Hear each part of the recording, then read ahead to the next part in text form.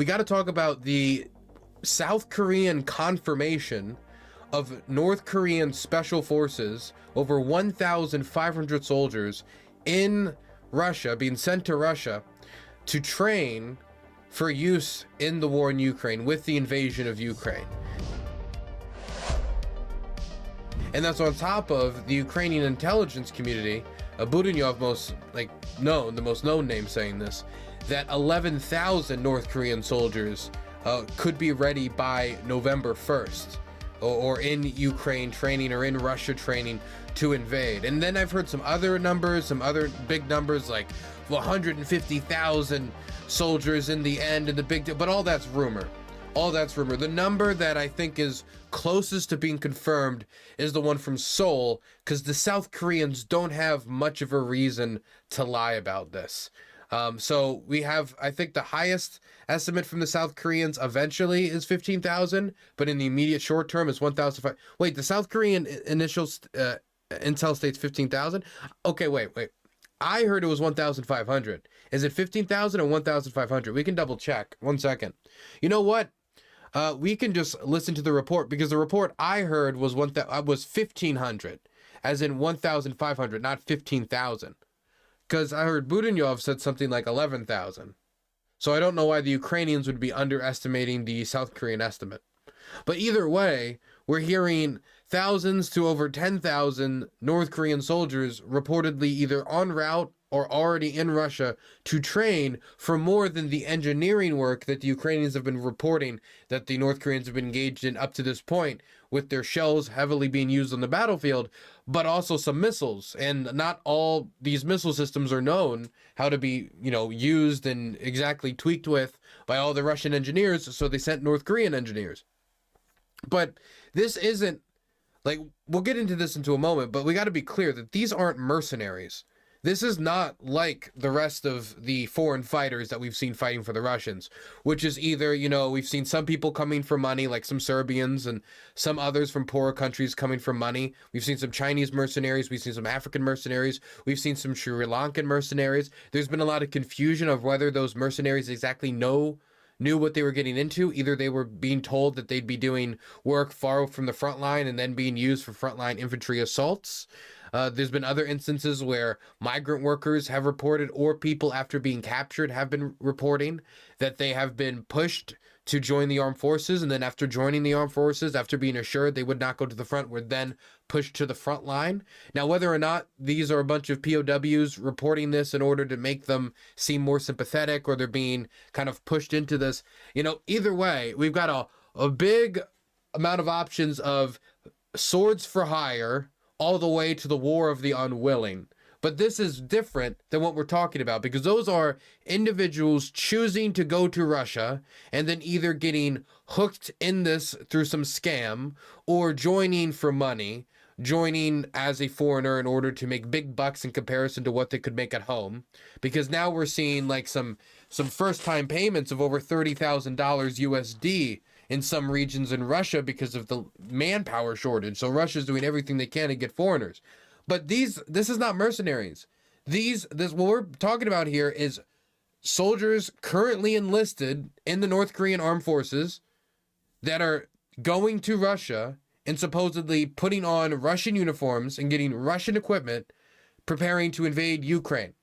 These aren't mercenaries. Mercenaries would be separate from any traditional armed force. It is because of the fact that they don't have a contract with the United States government, or they don't have a contract with the British government, or the Australian government, or the Chinese government, or the South African government, or the Cuban government, or whoever, that allows them to go and become a sword for hire, a sell sword, a mercenary, a gun for hire, a man who flags they don't fly no flag but the green dollar. What allows them to do that is that lack of loyalty to any state. If North Korean soldiers, even if they're in Russian uniform, even if they're using Russian guns, Russian ammunition, and they're masked as buryats, or South Asian, Asian Russians from deep in Asia, and whether it's from reindeer herding communities, or it's from out east that they say that they're from, and they give them fake passports, or they don't do anything. well, with fake passports. They even say the North Koreans, but the North Korean mercenaries. They can claim whatever they are.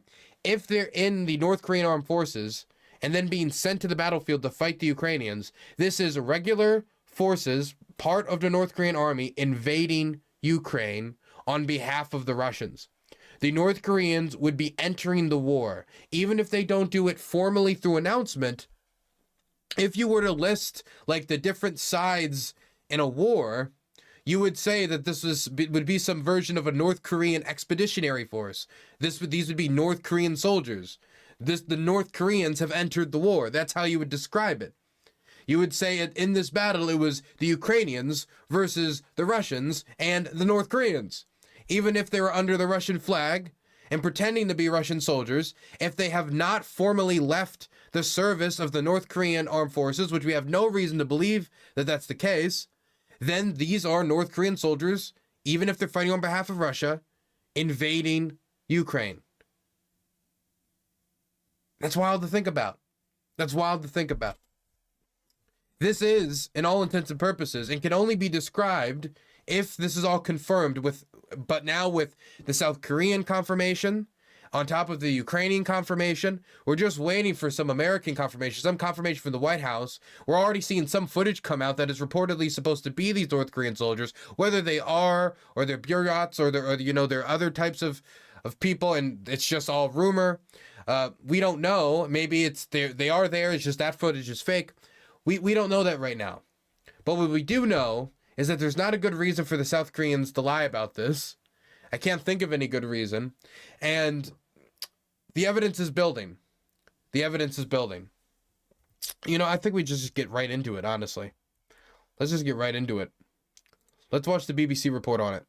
News now. South Korea's spy agency has presented satellite pictures which it says confirm that North Korea has sent soldiers to support Russia in its war against Ukraine. Seoul's National Intelligence Service said 1,500 Special Forces troops had already arrived in Russia's Far East for training. It said they were sent on Russian transport ships earlier this month. It is 1,500. People are saying 15,000, but I think that might be 15,000. I heard the Ukrainian government saying over 10,000 come November 1st, but the South Koreans are saying 1,500 right now. Ukraine's President Zelensky mentioned possible North Korean involvement when he met European leaders yesterday. Well, let's speak to our correspondent Will Vernon, who's joined me here in the studios. And this is potentially quite a surprising and significant development. I know that President Zelensky has been talking about it, but tell us more.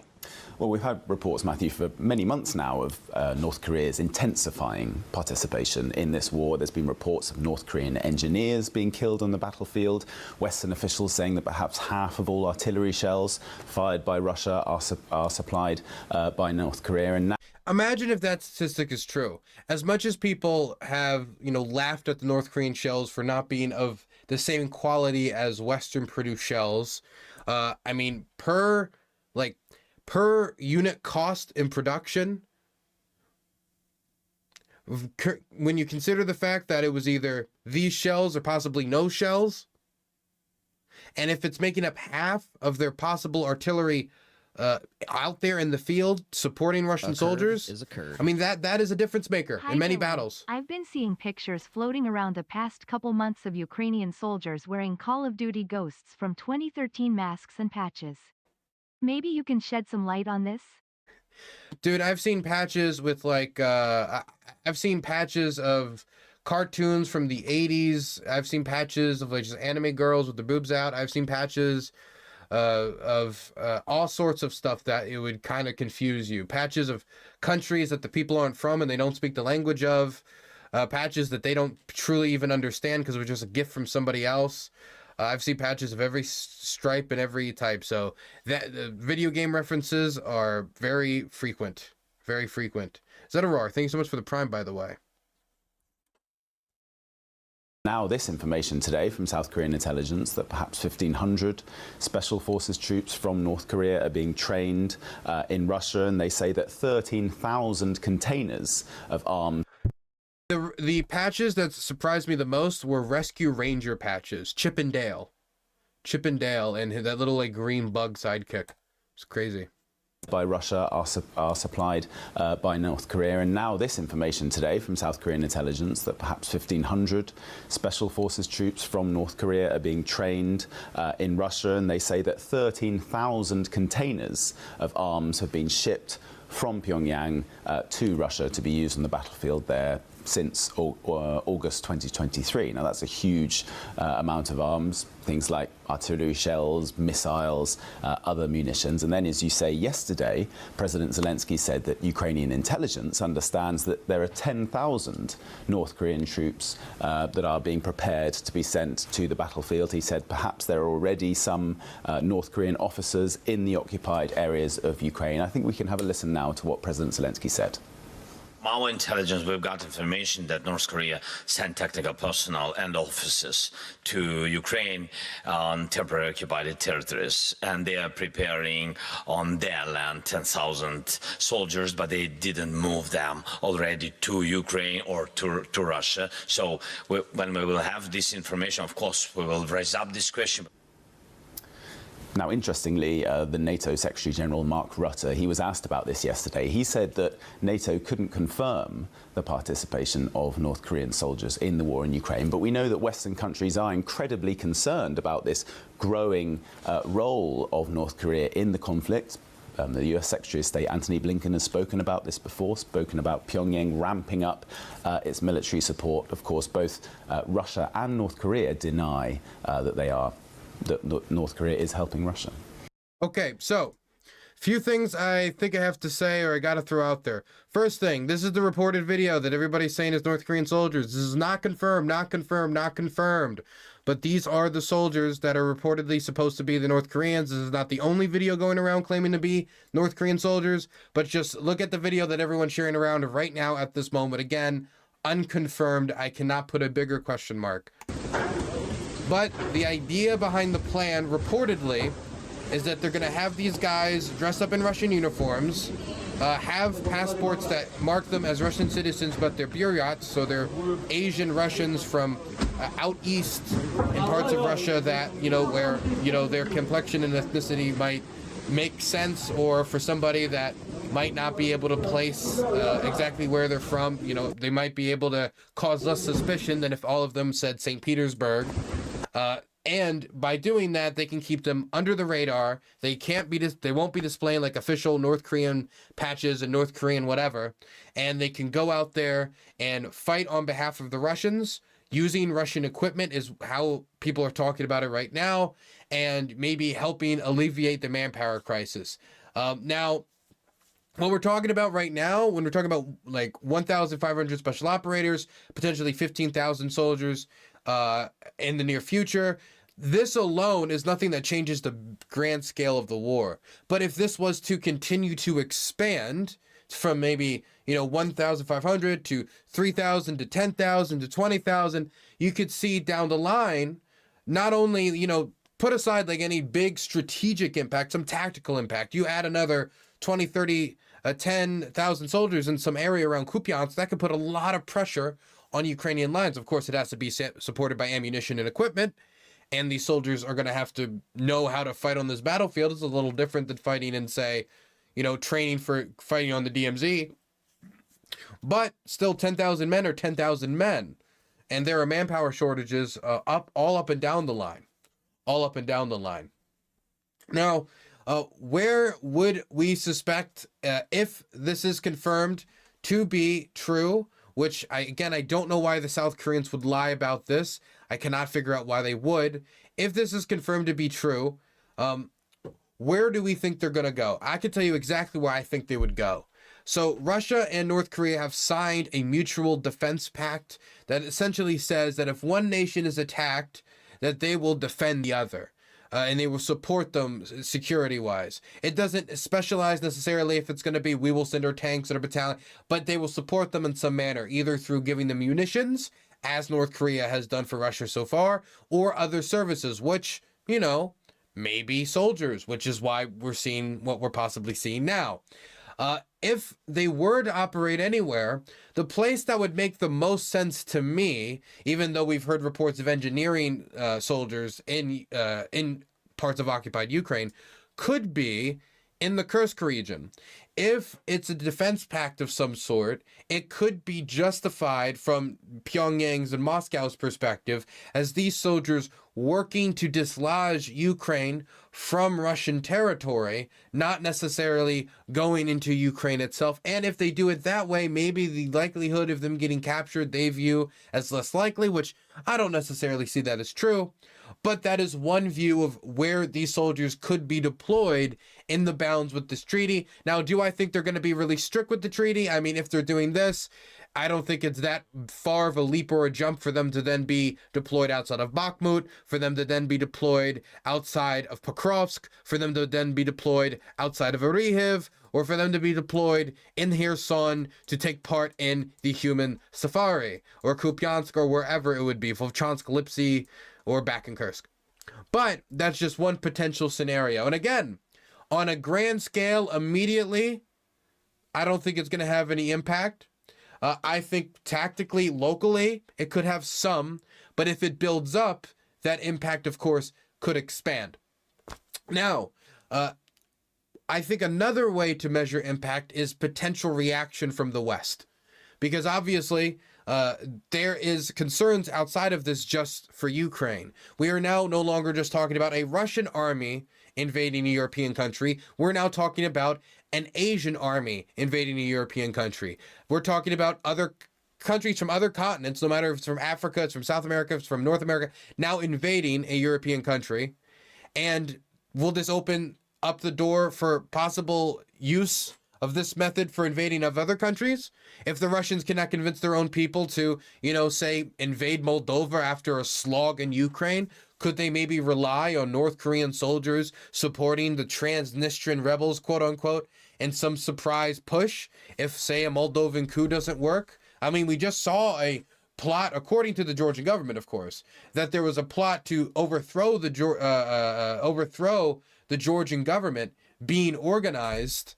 No, it wasn't the Georgian government, it was the Armenian government. I'm sorry. There's a plot to overthrow the Armenian government being organized by the Russians that got busted up by the Armenians. Why would they want to overthrow the Georgian government? I think they already got a wrap on that one.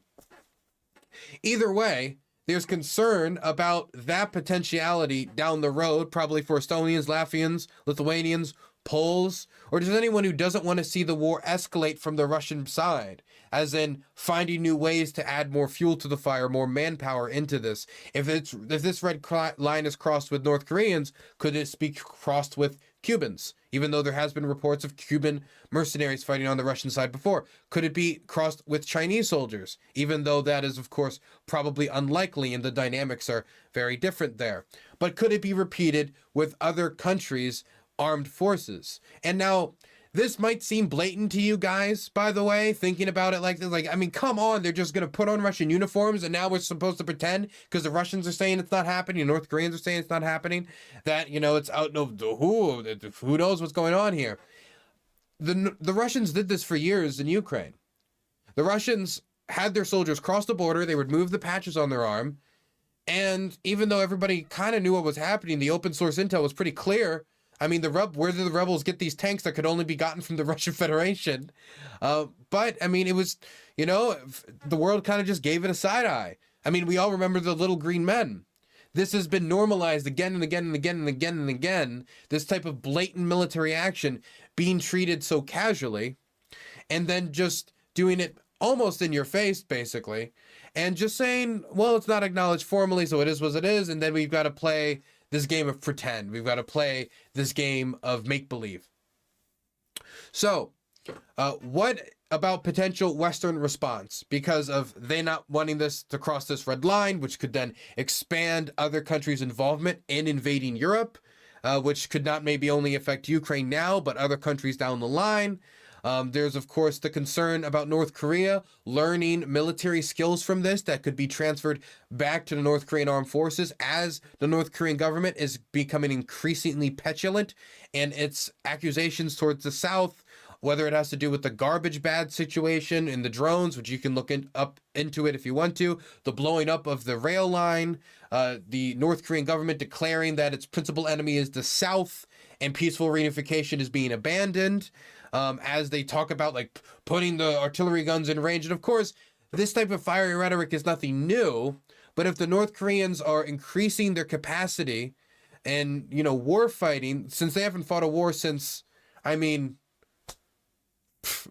the Korean War, they've had like little expeditionary forces before, but this is a war with drones. This is a truly modern war that they could learn a lot from. And so the South Koreans could have some concerns from that. And the South Koreans, who have already provided aid to the Ukrainians before through 500,000 155 millimeter shells to Ukraine. Now, mind you, that was provided through the United States and then to Ukraine, do the stuff on South Korea's books, which bans the formal transfer of military weapons to states at war, even though South Korea is on track to become the 4th largest arms trading nation by like 2027, 2028. So it's kind of weird to have, hey, we want to make weapons for the world, but we promise not to send them to places where they're being used. I know it's, you know, there's a moral angle to it, but it just kind of feels weird.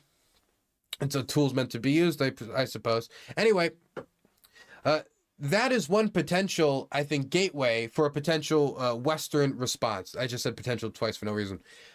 If Ukraine can convince South Korea or the United States backing Ukraine to either change its laws so it can directly send support to Ukraine, or, even though this is a more around the way method, but it's probably getting rid of less domestic challenge to South Korean law, sending more artillery shells to the United States, which will then send their stocks to Ukraine. That could then increase the ammunition supply for the Ukrainians. And if the North Koreans only end up sending a few thousand soldiers, or even if they send more than that, and it ends up being 15,000 or 20,000, I mean, a significant increase in Ukrainian ammunition supply could really increase the amount of damage they're doing to Russian soldiers all along the front line, not just to these new North Korean soldiers. It'll help them hold the line more going into the winter months, which is going to be a very crucial part in the war, a really crucial point in the war right now. As we're seeing the election coming around the corner, as we're seeing the Russians starting to gain momentum around Soldovia, around Kupiansk, we're hearing reports of them crossing the canal in Chasiv Yar. Of course, we see them putting some more pressure down south. We see the counteroffensive near Kursk. We're hearing reports of manpower shortages and ammunition shortages on the Ukrainian side. Of course, that does extend to the Russian side as well, but it cuts deep on the Ukrainian side. And the time they need to mobilize more of the population, they cannot just mobilize more artillery shells. Those need to come from somewhere, and the places that they're investing domestically right now, whether it be the German arms company Rheinmetall investing in production facilities out in western Ukraine, those are going to take years. Those are going to take years to come into fruition. And a lot of the shell production that they have right now is 122 millimeter or is not NATO standard. And so for these Western artillery systems that are being sent over, and I think the Dutch just announced that they're sending like 6 more. I know the Danish just announced a new arms package. For these artillery systems, they need 155 millimeter. If Ukraine intends to become a NATO state, it needs to have not only just a supply or a stream of NATO ammunition, they need to have, at some point in the future, a surplus of NATO standard ammunition. They need to be integrated with the rest of NATO's ammunition supply system. It's all standardized for a reason. And so, point is, this shell type that South Korea tends to make a lot of, 155, is just the shell type that Ukraine needs right now. And so, I think South Korea, they're talking about it publicly for a reason. They've sent 500,000 shells to Ukraine indirectly before. There's been discussion in South Korea of continued aid packages to Ukraine in South Korean politics. What other moment, what other act could be possibly more deserving of this reaction than a direct involvement of North Korean soldiers, not as mercenaries, but as still part of the North Korean armed forces, invading Europe and banging on the doors, on the gates of Europe. So that's one potential response. Of course, there's other responses that the Ukrainians have been asking for a while. Long-range strikes. If the North Korean soldiers are coming in and they can hit them with HIMARS before they even get into the country, I imagine that would be pretty useful to the Ukrainians. They would then, of course, if that veil was lifted, they would have availability to strike ammunition supply depots that are closer to the country, logistics. They could hit the 10% of air supply and ammo storage for these aircraft, glide bombs and air bases that is still within range and worth hitting of the long range 300 mile range ATACMS that has been restricted from hitting into Russia. But that's less of a regional response that would be dependent on South Korea. That is less addressing the supply issue. That is addressing a restriction issue. And I think it doesn't seem as thematically appropriate as the Russians bringing the North Koreans deeper into the war, as they're already heavily reliant on them for artillery production, already heavily reliant on them for these missiles that they're getting from them, and now they're becoming reliant on them when it comes to manpower.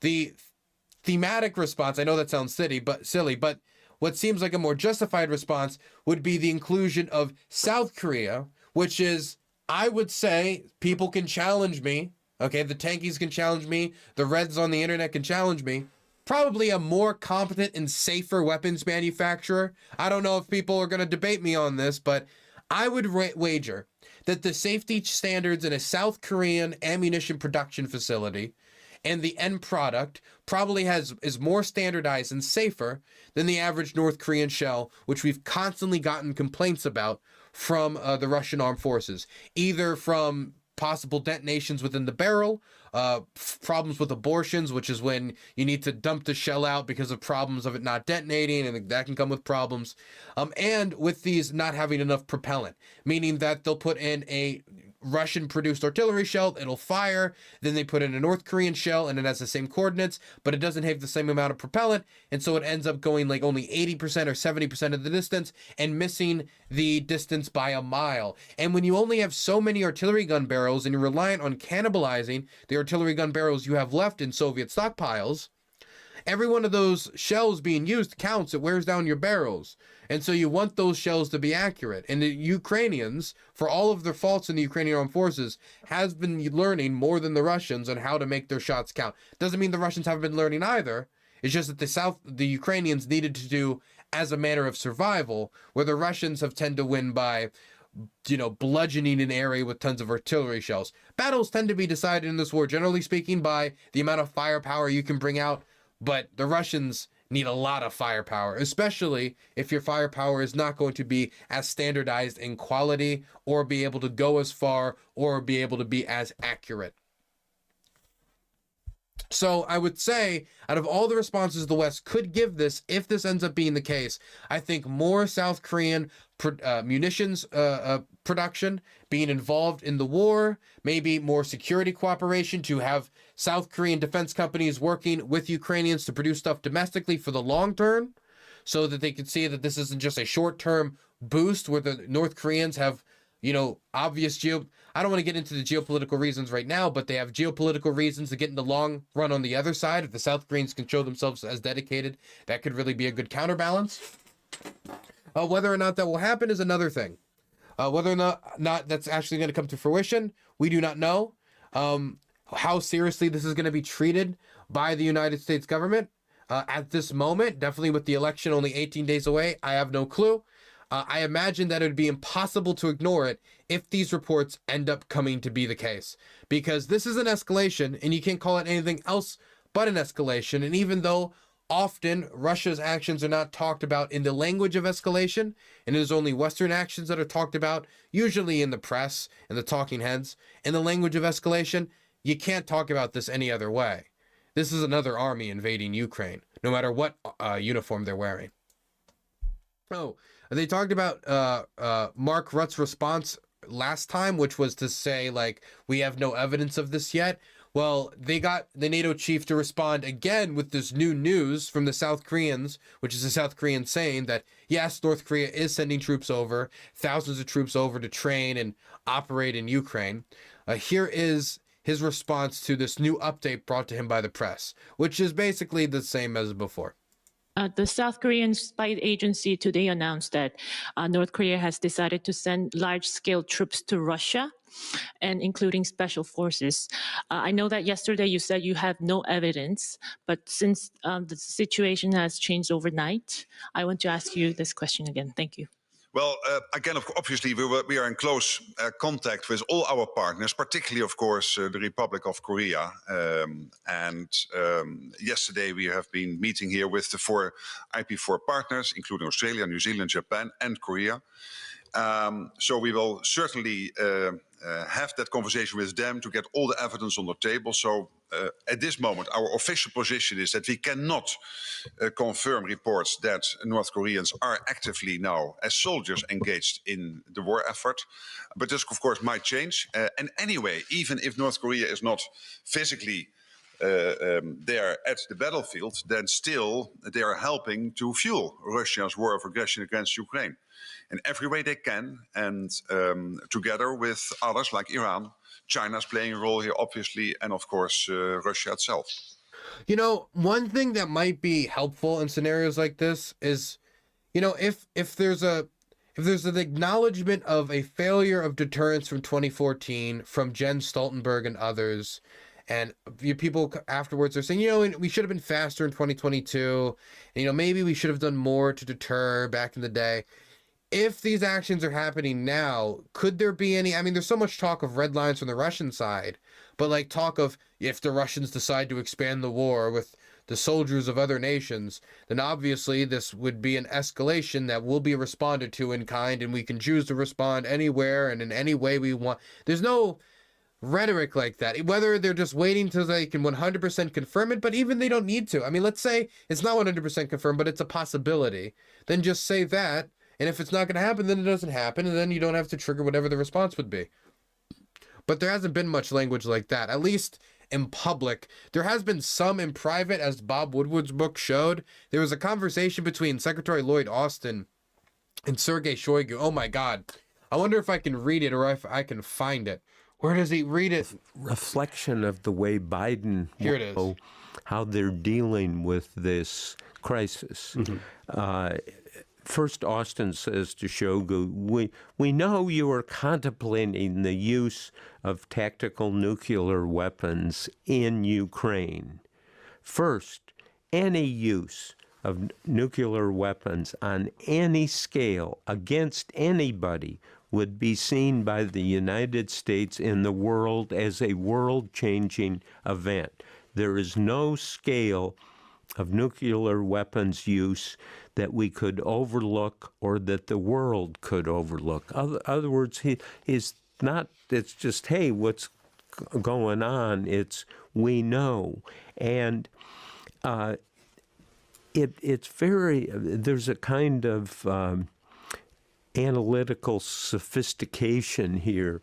You kind of wonder what really happens in these calls. And so here it goes on, and Shoigu says, if you did this, all the restraints that we have been operating under in Ukraine would be reconsidered, Austin said.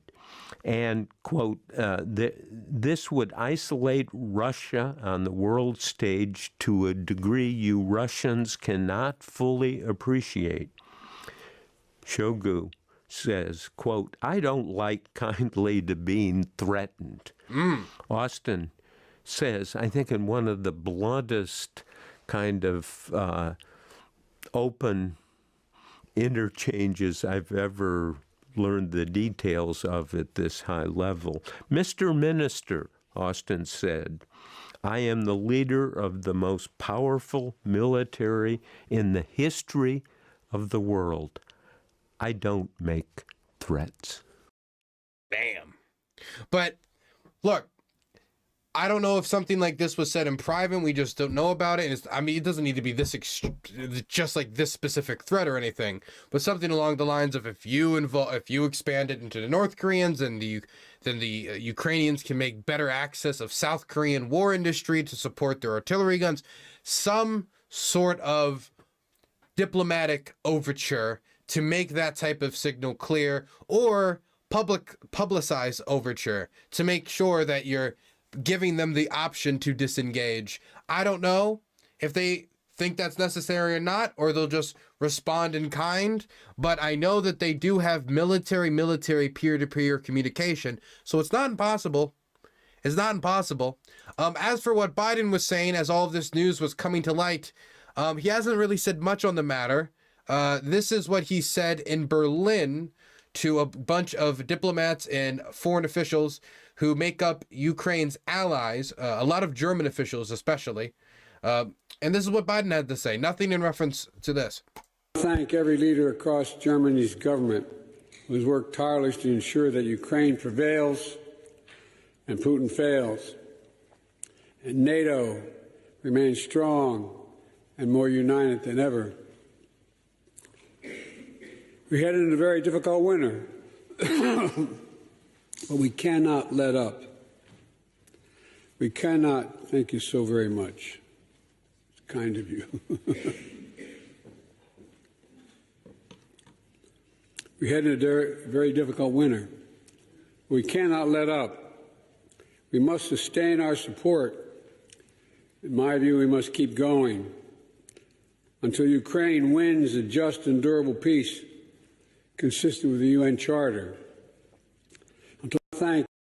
So no reference to the North Korea stuff whatsoever. Just, support Ukraine, support Ukraine, support Ukraine. So no strong words from Biden on it yet. Just rumbles from, press secretaries and officials about not having confirmation yet, but keeping an eye on matters. Oh, we did get an official response from Putin on what Zelensky said about Ukraine getting NATO or nukes. Putin labeled Zelensky's statement about the possibility of Ukraine creating nuclear weapons as another provocation, asserting that Russia will not allow this under any circumstances. He warned that any step taken by Ukraine towards developing nuclear weapons will face an appropriate response. Whatever that means. Whatever that means.